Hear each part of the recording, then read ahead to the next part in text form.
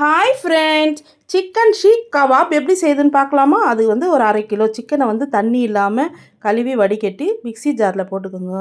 பச்சை மிளகா ஒரு 6 பச்சை மிளகா, தேவையான அளவு கல் உப்பு போட்டுக்கிட்டு இஞ்சி பூண்டு பேஸ்ட்டு 1 ஸ்பூன் போட்டு நல்லா பேஸ்ட்டாக அரைச்சிக்கோங்க. அரைச்சி ஒரு கிண்ணத்தில் வச்சுக்கிட்டு வெங்காயம் பொடிசாக அறுத்த வெங்காயம் போட்டுக்கோங்க.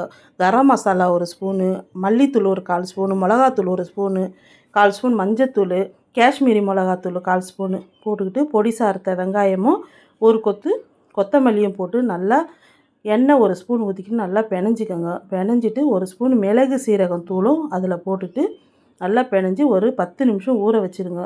ஊற வச்சு தோசைக்கல் காய விட்டு எண்ணெய் ஊற்றிக்கோங்க. ஒரு 2 ஸ்பூன் எண்ணெய் ஊற்றிட்டு இந்த குச்சியில் நல்லா அந்த கறியை நல்லா தட்டிக்கோங்க. தட்டி அப்படியே அடுக்கி வச்சுக்கோங்க அந்த ஷீக்கை. இது எங்கள் வீட்டில் எல்லாரும் சாப்பிட்டு சூப்பராக அருமையாக இருக்குதுன்னு சொன்னாங்க. நீங்களும் ஒரு வாட்டி செய்து சாப்பிட்டு எனக்கு எப்படி இருக்குதுன்னு கமெண்ட்டில் சொல்லுங்கள் ஃப்ரெண்ட்ஸ்.